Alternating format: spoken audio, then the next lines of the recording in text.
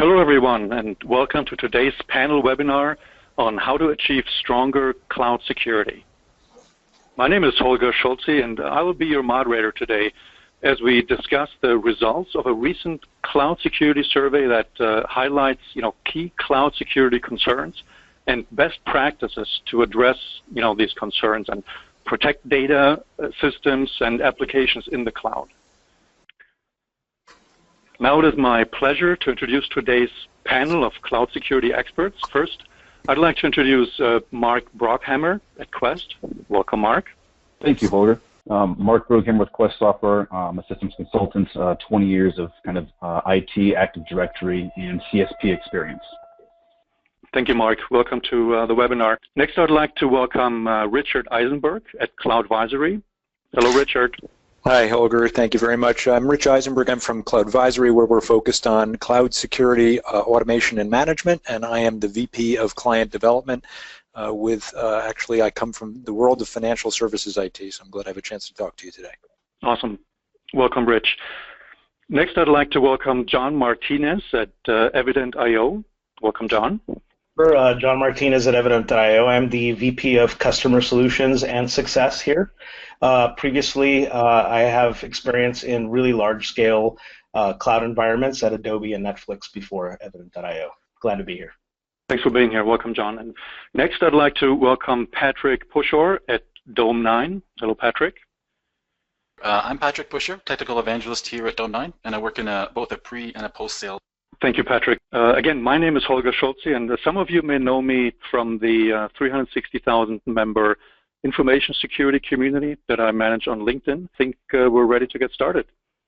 Earlier this year, the information security community on LinkedIn conducted a very comprehensive research study, right, together with crowd research partners, basically to explore how organizations are responding, to the security threats in the cloud and what tools and best practices cybersecurity leaders are considering in their move to the cloud.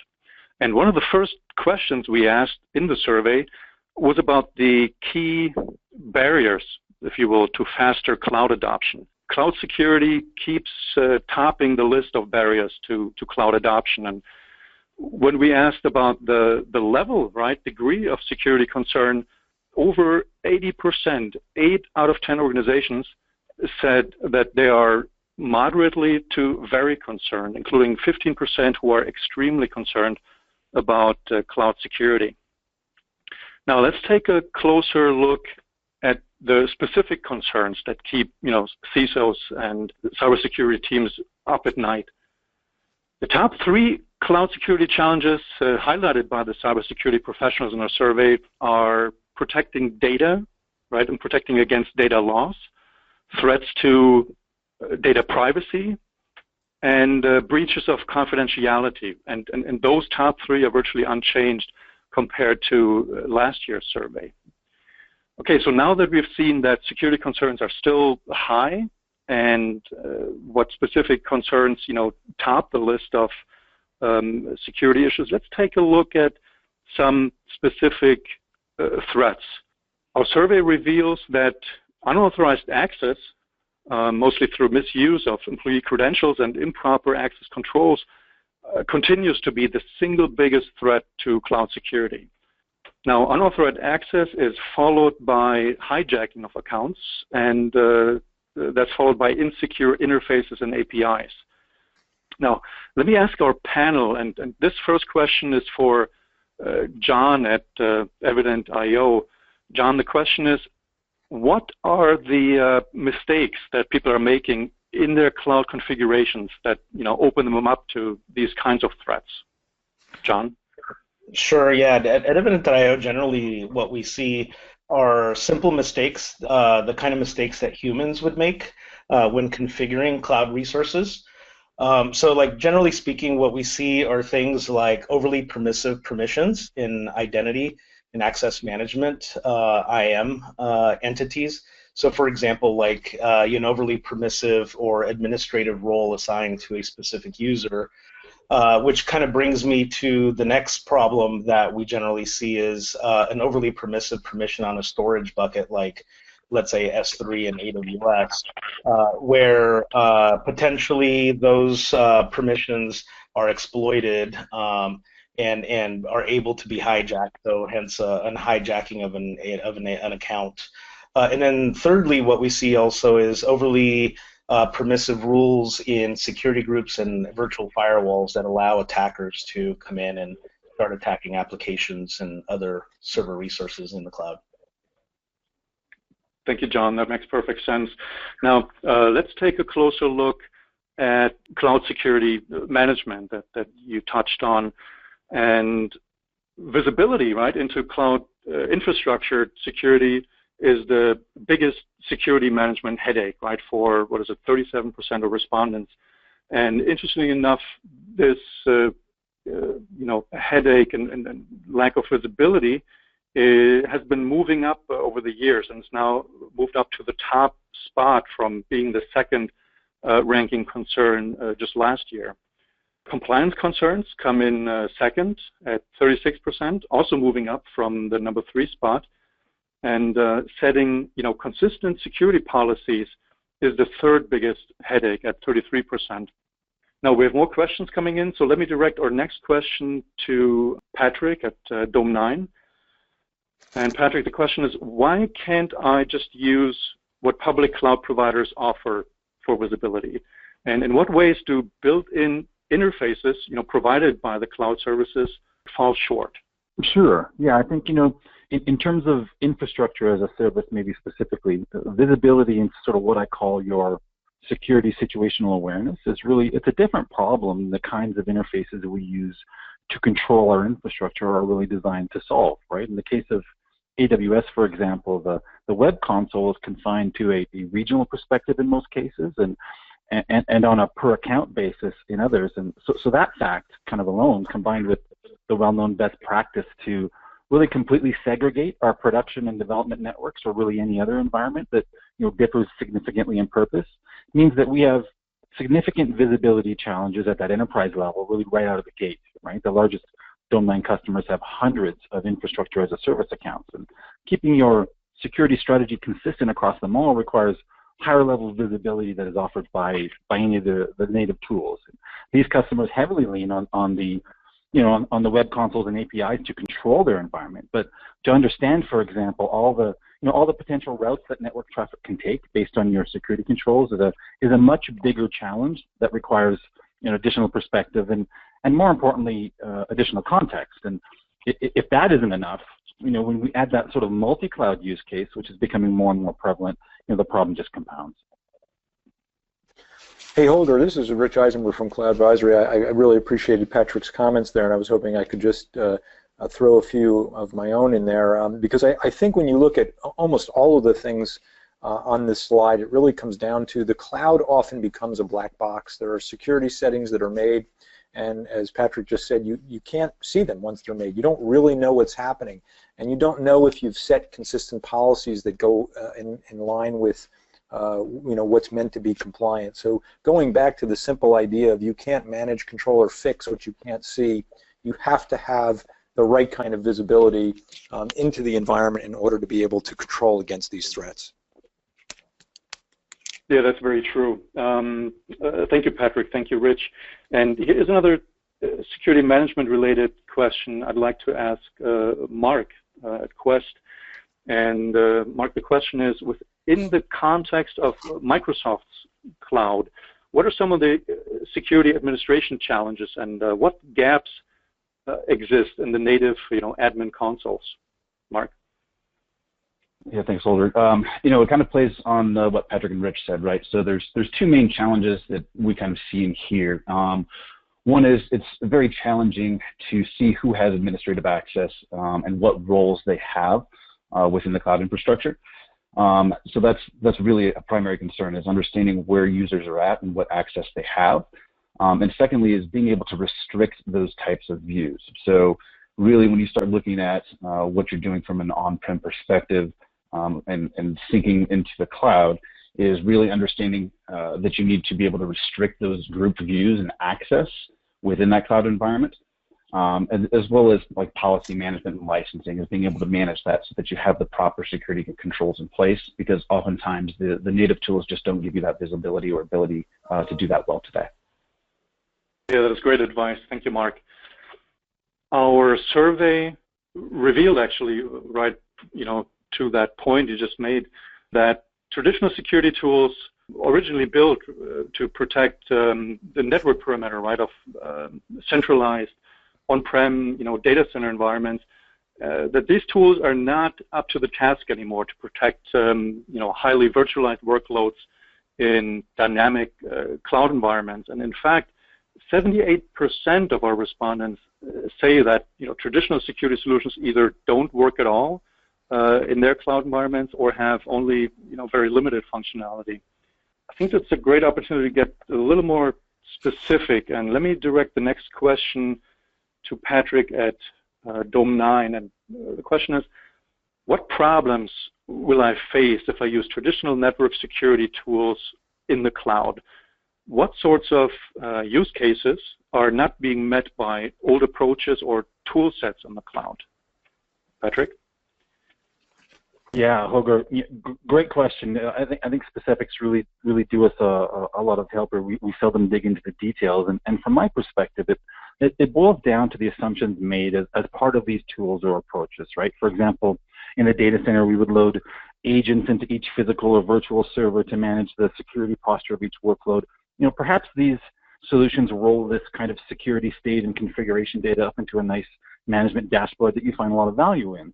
Well, we have VMs in the public cloud as well. Why not bring this approach with us as we migrate to our infrastructure as a service sort of environments, right? And to be honest, it might work in a limited fashion for organizations that migrate, traditional workloads to the public cloud in a phased approach. In the beginning, that may provide you the security, visibility, and control you're interested in. But invariably, what we see happen is that the platform nature of infrastructure as a service environments become really appealing. And after all, that's sort of one of the key reasons we're drawn to them in the first place. And we begin to consume services rather than build them ourselves in virtual machines. Think databases as a service rather than loading Microsoft SQL into a VM. And all of a sudden, we have security controls that can't be managed with agents and therefore can't be managed with our traditional approach. And as our scale grows, that problem compounds. So organizations begin to leverage more and more native capabilities of these infrastructure as a service platforms, and the pace of change is another really limiting factor in terms of legacy tool sets and approaches. How quickly did your data center networks change in scope and function? I'm betting not nearly as fast as a modern application in AWS or Azure that can scale itself based on demand, right?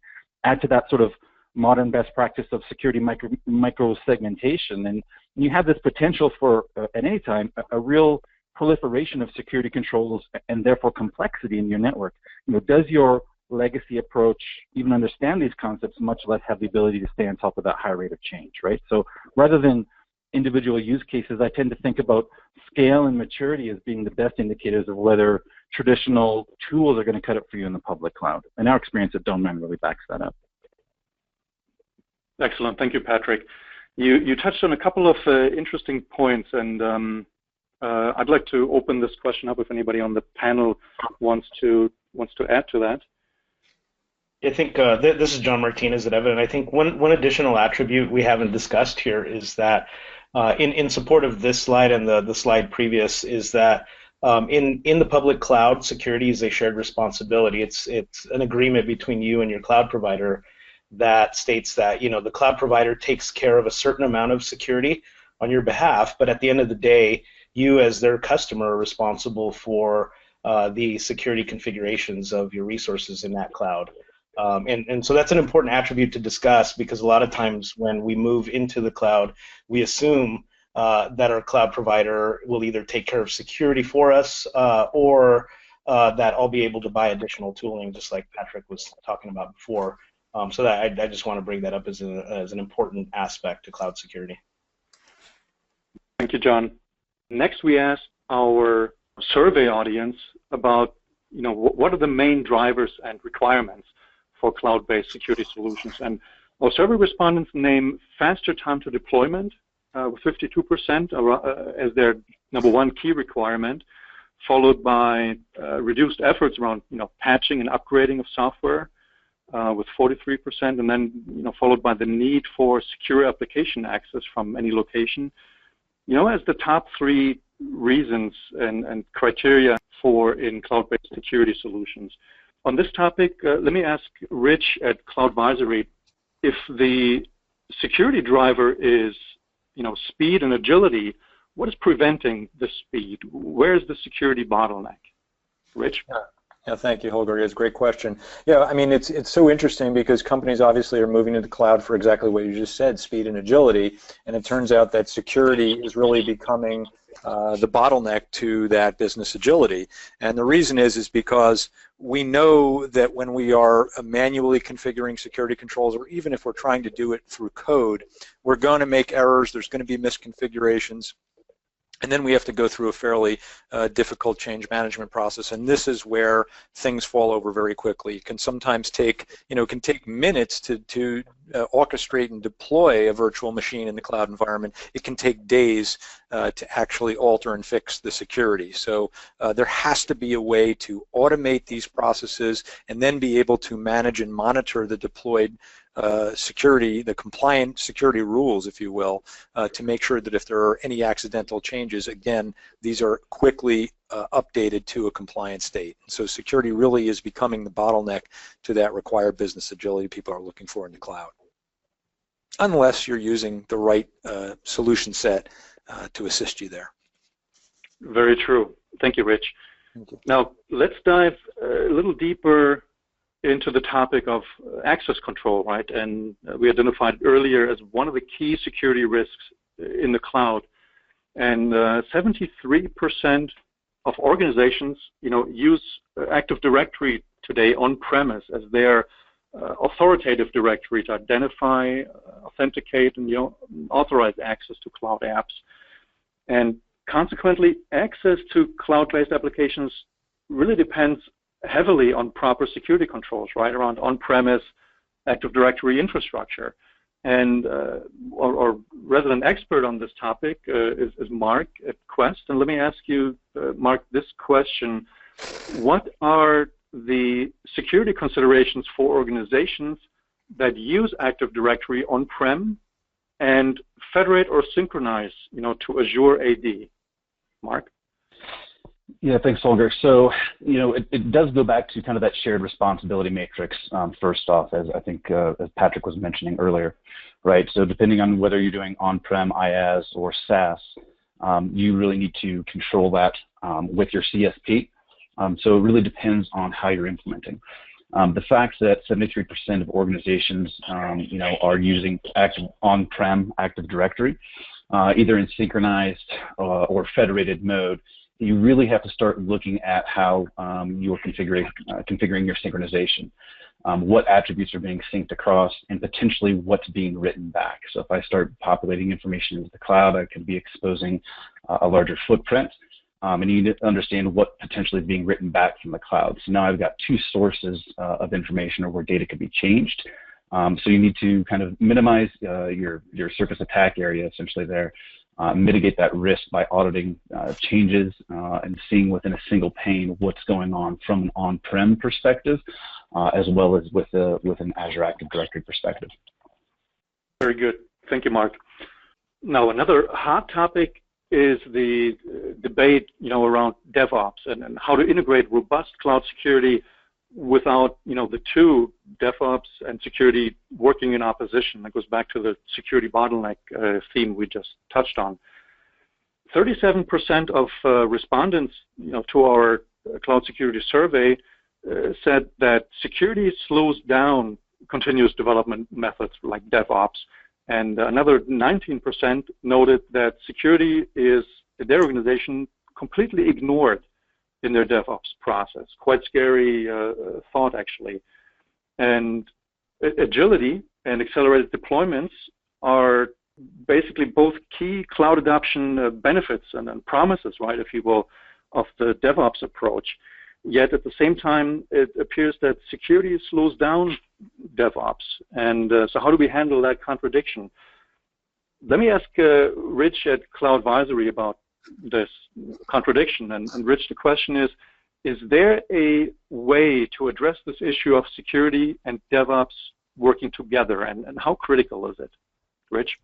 Yeah, thank you again, Holger, and it is a perfect tie to that previous slide on why security is slowing things down. In environments where DevOps is managing this, they're typically orchestrating security controls into their orchestration scripts for the virtual machines. And that seems great, it's very quick, but then security has no control over that environment. And they don't like it because they can't see nor control nor manage what's going on with security.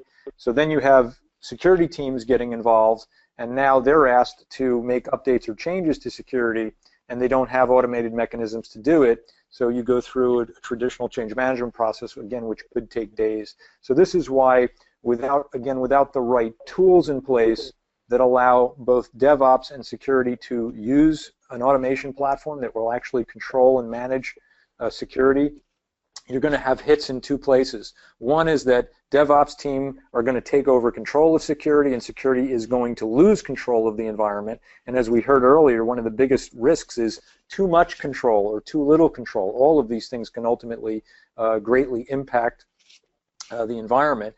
And the other side of it is that if security does get involved, you're right back to impacting business agility, again, unless you have the right automation platform that will tie all of this together. And again, this is a role that CloudVisory plays for very large environments where they've tried to take care of this problem that ultimately is this headbutting that happens between DevOps and security. Yeah, Holger, thank you, Rich. This is Patrick. Yeah. I'd like to add to that if possible. Very much kind of agree with that perspective, and maybe to add that, as we get into these more highly automated scenarios, think continuous integration, continuous delivery. Not only do we have to look at our live sort of networks as they exist within our infrastructure as a service platforms, but we also have to think of a way to judge our infrastructure as code, right? The more and more we are describing our common infrastructure stacks, common security paradigms in a code type way, with Terraform or CloudFormation templates, however we're doing it. Our security approach has to also think of that, because quite often we're not troubleshooting problems kind of live in production. We're going back to the code, we're peer reviewing it, and then we're provisioning over the sort of problem area. So being able to govern from a security perspective, what that infrastructure as code sort of looks like before it gets provisioned becomes really key as well. Thank you, Patrick. That's great advice. And let me throw in another question on the topic, and this one is for John at Evident.io. Question is, the contention between security and DevOps is a common topic. Can you talk about what organizations do to get them working well together and not in opposition?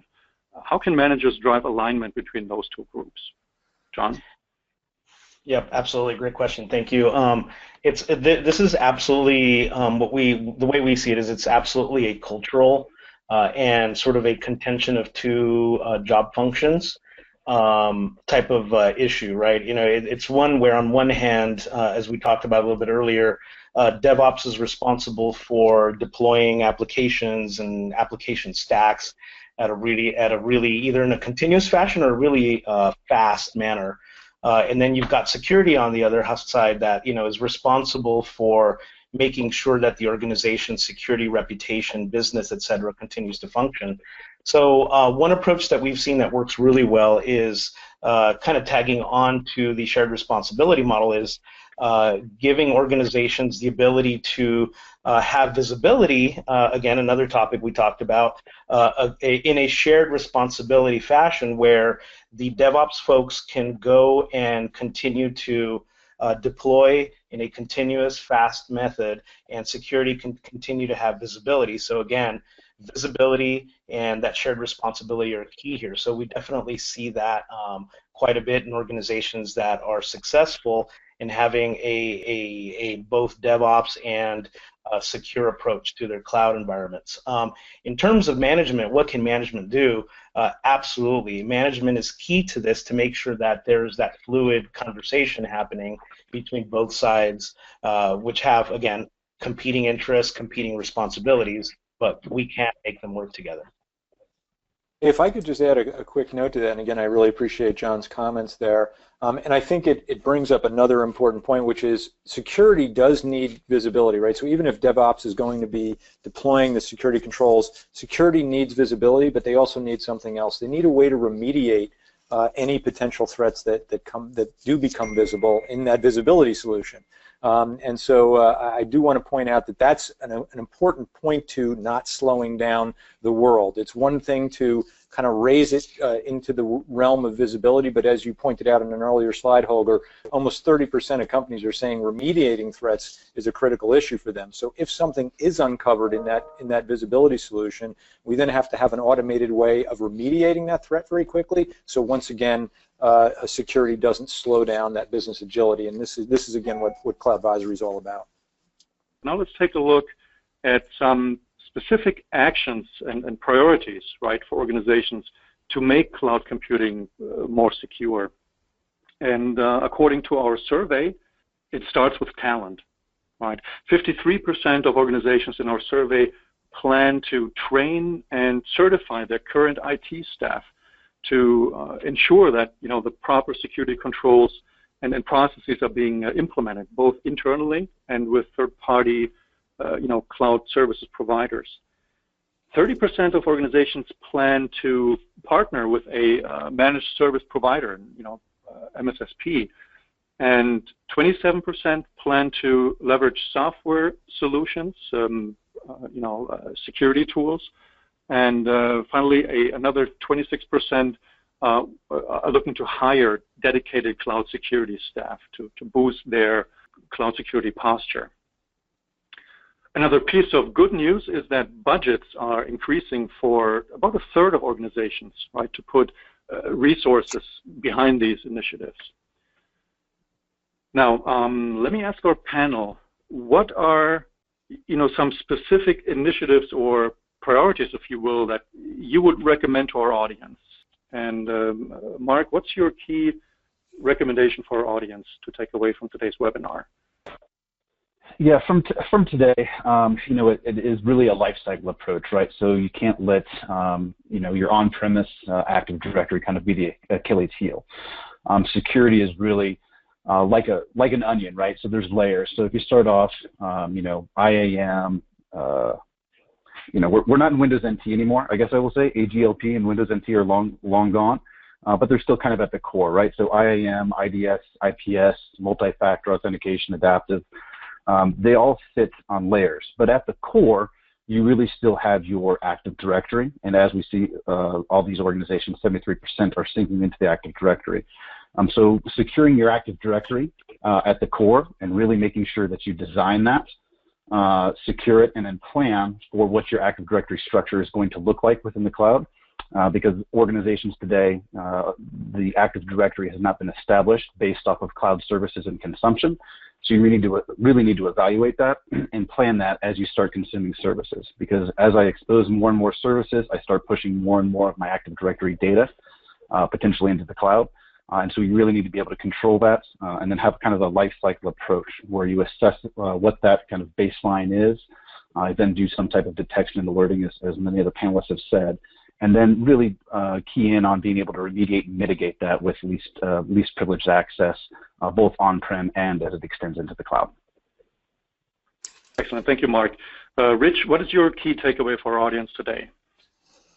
I think I'm going to lean on some Gartner statements. They claim for cloud security you have to have automation and visibility. We've talked a lot about that today. You need to get away from this idea of scripting and coding security controls, and instead you need a management plane that will allow you to ultimately control security. You need a way to tie together DevOps and security teams in this ability to do both policy management on one hand and policy provisioning on another hand. And then again, as we heard many people talk about, you have to have a way to do monitoring and gain visibility into security, but as well you need to have automated remediation against any visible threats that are realized to you. And this just takes automation tools that aren't built into existing cloud providers today, but there are solutions like CloudVisory out on the market today that can really help move you up to a much safer way to control cloud. Thank you, Rich. And there's a couple of more, automation-related questions coming in into our Q&A queue, so we'll revisit this topic in a minute. John at Evident.io, what's your key takeaway? What's your recommendation for our audience today? Absolutely, yeah. So I mean, a lot of what we see with our customers is the desire to automate and have active enforcement of their policies. A lot of our customers that we talk to are very much about automating and enforcing security controls, but they're also about enforcing and automating the enforcement of compliance controls as well. So that is a big topic for us, and that's one that we see quite a bit. So again, automation and the ability to take that visibility that we talked about, those alerts that are generated from security misconfigurations, and have those turn into controls that are that we're able to automatically enforce in a customer's AWS and Azure environments. Very good. Thank you, John. And we'll revisit compliance in a minute as well, because I see questions coming in on that topic. Patrick at Dome9, what's your key recommendation and takeaway for our audience today? Yeah, Holger, I think I'm going to double down on the automation topic as well. It seems like we're very sort of focused on that in the panel, and for good reason. I think in the last slide we talked a little bit about some strategies, what we've been doing to solve some of these security challenges, and the use of sort of third party independent software is one of those key things. If that's the case, and I think that's a really great recommendation.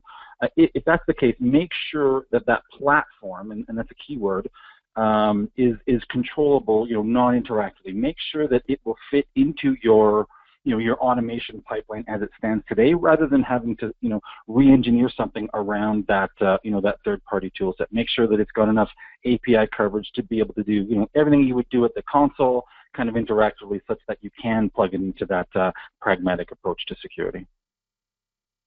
Thank you, Patrick. And now let's pivot over to our live Q&A questions, and I'm going to go through the questions, taking them from the top, and let's everybody on the panel just jump in on to comment on the questions that you have thoughts on. The first question is about automation and compliance, and the question is: we talked about automating security, but what about compliance automation? Panel. This is John at Evident. But yeah, like I stated previously, it's absolutely an issue that a lot of our customers are saying, and I think to be sort of clear here, the way we see compliance is we see it as a byproduct of security, as opposed to the other way. Traditionally we've seen compliance as something we do to get an attestation or a certification in some industry that we need to have to show our customers. But I think at this point in time, if we take an approach to compliance from the security perspective, it's something that will put our customers and the cloud industry as a whole in a much better position, because we can drive security policy to compliance policy. This is Patrick at Dome9. I'll second that one for sure. I think what we see from a compliance perspective, and maybe let's call it compliance and governance, is really interesting. Certainly the regulated industry is just as interested as ever, but so too is the non-regulated industry, as a way to sort of illustrate to their stakeholders that they take security very seriously. They're becoming just as interested in sort of maybe a little bit more of a flexible compliance perspective, but one nonetheless, right? So the importance, I think, for organizations that aren't mandated to do it, but want to do it, being able to measure enough of the breadth of services you use from infrastructure as a service platform becomes really, really key, just about for everybody. If I could put some icing on that lovely compliance cake that you guys just baked, I would also add that we believe there's a need for something called real-time compliance. So there is this idea of I have a I have a sort of gold compliant version of my environment, and I want to be monitoring it at all times. And if it goes out of compliance, either accidentally or for malicious reasons, I want to be able to remediate that very quickly. And so this is a very important thing for organizations to get their hands around as well, because real-time compliance is about whether your environment stays up or not. Excellent, thank you. And we have more, live audience questions coming in. And just as a quick reminder to our viewers, you can still submit, questions through your GoToWebinar control panel. And also, don't forget, I mentioned this, at the beginning of the webinar. Don't forget to take a look at the handouts that are available for this session, including the, cloud security report that we looked at over the last couple of minutes. As well as interesting, cloud security materials from our panel. Just go to the handouts section on your GoToWebinar console, and you can download, all the collateral from there. Now, the next question is about what's becoming a, increasingly hot topic. It's about GDPR and GDPR compliance. And the question is, if a U.S. company is hosting data on EU citizens in the U.S., what are the data protection requirements on the hosting company, regarding the new EU GDPR regulations? Panel? And this is asking, hoping that we have one or two GDPR compliance experts on our panel. If not, we can jump to the next question. Does anybody want to take this one? Yeah, Holger, this is Mark. I can speak to that a little bit. So GDPR is very interesting, right? As are many of the controls, right? When you start talking about EU data and personnel data, as an organization, really, if you're holding that information, it goes back to the shared responsibility. So much of that is really on where the CSP is holding that data. All you can simply do is kind of put controls on it and understand what that is. So understanding what data you have out there to understand whether you have the proper data encryption at rest and in transit in place, and potentially what data you may need to purge based off of that. So it's really more about classifying the data and understanding what data sets you have. But the CSP is still kind of responsible unless you're actually managing or integrating that data into your particular environment. Very good. Thank you, Mark. The next question is again about ops and DevOps. What are some best practices for how security can be better integrated into the ops change management process at a SaaS-heavy environment? For example, operationalizing how ops reviews, its change requests and partners with security. Panel? I could jump in there. It's Rich Eisenberg from CloudVisory. So this is a big piece of what our management platform is all about, is tying together the DevOps and security teams. And there are some detailed mechanisms we can get into, but we understand how to create policy separately from provisioning policy, and we can tie that together with DevOps through infrastructure groupings, through tag automation, and through what we call ad hoc groups. So this allows DevOps to have the control of, say, a tag that's deployed in orchestration, whereas security teams can write the policy inside of CloudVisory with a point and click, and then it will be automatically provisioned and updated when any of those VMs are discovered by CloudVisory. So there are tools out there that give you the management paradigm and the framework, so that DevOps has certain control, and then security teams have additional control. There's even the idea of what we call secure tags. So sometimes you're dealing with very regulated environments where the idea of orchestrating a tag in a VM, we want to be able to manage and control that. So once again, DevOps teams can spin up a new VM with a secure tag, and before the policy associated with that tag would get deployed, security would have to approve it. And again, this is built into the management platform. So it's all about having a management framework to allow you to tie those two teams together and have the control that's required over security. Thank you, Rich. Does anybody else want to jump in on on the ops topic? Sure. Hi. Yeah. Go ahead. This is John Martinez at Evident. One other aspect, I mean, I'm going to definitely back up everything that Rich just said, but one other aspect to think about as well is that testing has to happen in separate environments. So absolutely make security testing part of your deployment process and embed that into your DevOps pipeline. If you test for security as part of a pre-release environment, you'll have a much better time as you graduate that release out to production. Thank you, John. Cloud security or cloud service providers like Office 365 are continually adding new features and functionality with default security settings, for example, SharePoint groups. How do you keep up with these changes and alert cloud administrators to the new features and security risks?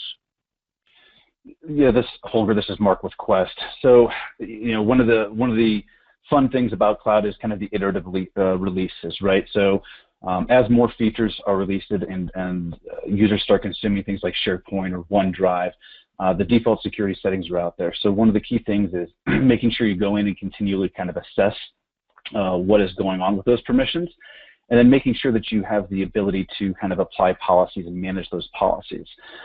So as long as you're able to understand what effective security permissions you want, being able to manage those via policies is basically the best controls you can put in place today. Thank you, Mark.